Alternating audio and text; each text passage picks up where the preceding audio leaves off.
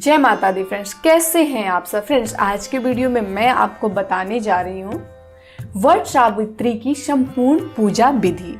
आपको पूजा कैसे करनी है इस वीडियो में मैं आपको बताऊंगी। अगर आप वट वृक्ष के पास जाके पूजा करते हैं तो आपको कैसे करनी है। अगर आप अपने घर पे लॉकडाउन की वजह से पूजा करना चाहते हैं तो घर पे कैसे पूजा करनी है, सारी चीजें मैं एक एक करके बताऊंगी। तो आप हमारे साथ इस वीडियो में अंत तक बन रहे और संपूर्ण वीडियो का लाभ उठावे। सबसे पहले फ्रेंड्स मैं आपको बताना चाहूंगी वट सावित्री जो है ये हमारे हिंदू धर्म में बहुत ही ज्यादा इसको मान्यता दी गई है, क्योंकि वट सावित्री व्रत की पूजा करने से, व्रत रखने से सुहागिन रहने की वरदान मिलता है।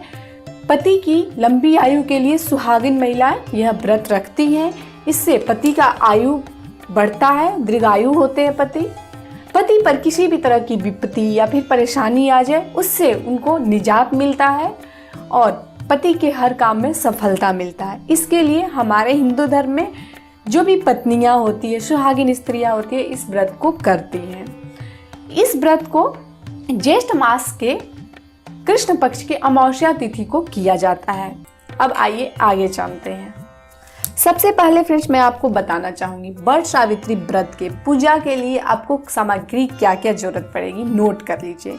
आपको लेने हैं बांस का पंखा, जिसे हैंड फैन भी बोलते हैं।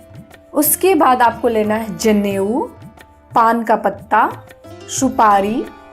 पान का पत्ता डंडी वाला होना चाहिए। चने को आपको भिगोना है, भिगोया हुआ चने की आवश्यकता पड़ती है। कच्चा चावल इसको भी भिगोना है, भिगोकर इसको पीसना है। इसके अलावा आपको कोई भी लाल वस्त्र लेना है। अगर लाल वस्त्र नहीं है तो कोई बात नहीं, कच्चा सूता से यानी कि मौली से भी काम चल जाएगा। कोई भी मिठाई, अगर मिठाई नहीं है तो आप अपने घर में कोई भी पकवान बना सकते हैं, या गुजिया भी बना सकते हैं, या ठेकुआ भी बना सकते हैं, क्योंकि लॉकडाउन की वजह से मिठाई उपलब्ध होना थोड़ा मुश्किल है।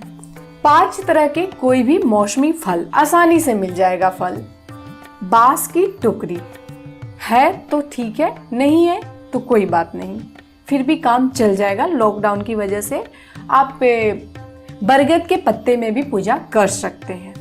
घी जोत जलाने के लिए, मिट्टी के दिए है तो ठीक है, नहीं तो पित्तल के जो धातु के दिए होते हैं उसमें भी काम चल जाएगा। धूप, फूल, बस इतनी चीजों की ही आपको जरूरत पड़ने वाली है। अब आइए जानते हैं आपको पूजा कैसे करने हैं। अगर आप बर के पेड़ के पास जा सकते हैं तो आप पूजा कैसे कर सकते हैं। अगर आपको बर के पेड़ के पास यानी कि बरगद के पौधे के पास जाना है तो आप एक टोकरी में अपना जो भी फल फ्रूट है उसे रख लीजिए। 5 तरह के फल फ्रूट धो के रख लीजिए। चावल जो भीगने के लिए आपने दिया था उसे पीसकर उसका ऐपन यानी कि पिठार बना लीजिए। चने जो फूलने के लिए दिए थे उसे रख लीजिए। इसके अलावा 5 तरह के फल जो मैंने बोले और एक मिठाई कोई भी आपको रखना है, कोई भी पकवान होना चाहिए। इन सब चीजों को आप रख लीजिए। सिंदूर भी आपको ले जाना है। मौली, सारी चीजें आप लेके चले गए जहां पर भी वट वृक्ष का पौधा है।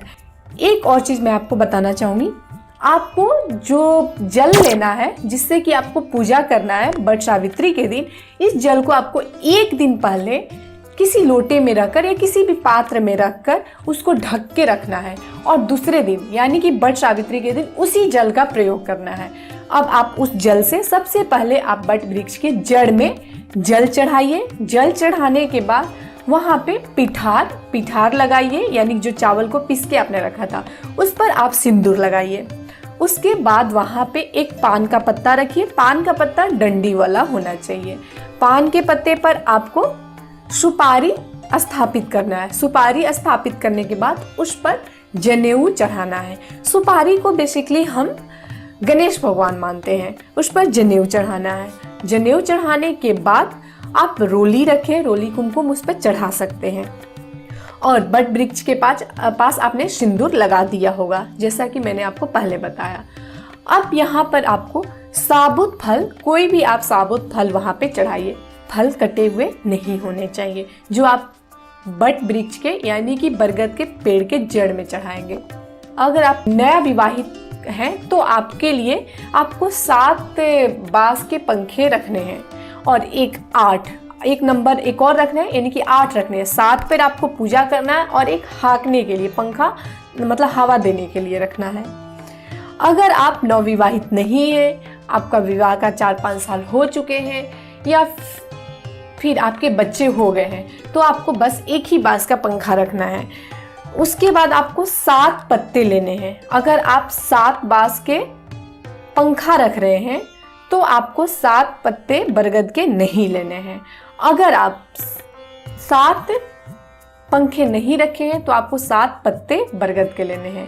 उसके बाद आपको 7 पत्ते पर पिठार सिंदूर लगाना है। उसके बाद 7 पत्ते पर आपको चने, फल और मिठाई चढ़ाने हैं। साथ ही साथ अगर आप 7 पंखे रखें तो आपको 7 पंखे पर पिठार सिंदूर लगाकर सारे फल, सारे मिठाई और जो भी आपके पास चने वगैरह जितने भी चीज़ें, सारी चीज़ें चढ़ाने हैं। उसके बाद आपको दीपक जलाना है। दीपक जला के आपको दिखाना है बरगद के पेड़ के पास, और साथ ही साथ गणेश भगवान को भी दिखाना है। पहले गणेश भगवान को दिखाना है, उसके बाद बरगद के पेड़ के पास दिखाना है, और इस तरह से आपको पूजा संपूर्ण करना है। फ्रेंड्स, एक बात मैं आपको बताना चाहूँगी, बट वृक्ष के जड़ में यानी कि बरगद के जड़ में ब्रह्मा जी का निवास होता है, तने में भगवान विष्णु का और डालियों और पत्तों में भगवान शिव का निवास स्थान माना जाता है। तो आप सारे भगवान को स्मरण करते हुए उनसे क्षमा प्रार्थना करें कि अगर मुझसे कुछ गलती हो गई हो तो भूल चूक की क्षमा कीजिए और मुझे अखंड सौभाग्यवती रहने का वरदान दीजिए। मेरे पति की आयु में वृद्धि कराइए। आपको इस तरह से बोलना है और क्षमा मांगना है। इसके बाद आपने जो मौली रखा है, मौली को आपको बांधना है बट वृक्ष के पौधे में या बट वृक्ष के पेड़ में बांध देना है, कहीं भी तन्ने में बांध कर। उसके बाद उसको 7 परिक्रमा करना है। एक बात का ध्यान रखिएगा, एक आम, सिंदूर और पंखा लेकर आपको घूमना है। पहले आप बांध देंगे मौली को, बांधने के बाद वहाँ पर पंखा हाँकेंगे और उसके बाद आप घूम के वापस उस स्थान पर आएंगे। फिर आपको आम के ऊपर से जल डालते हुए बरगद के पेड़ के जड़ में गिराना है। उसके बाद पंखा हाँकना है और उसके बाद आपको फिर वापस घूमना है। इस तरह से आपको 7 बार परिक्रमा करना है। सेम इसी प्रक्रिया में जब 7 बार आपका हो जाता है तो वहाँ पे आप आचमन करके और प्रणाम कर लेंगे, अपना प्रसाद उठा लेंगे।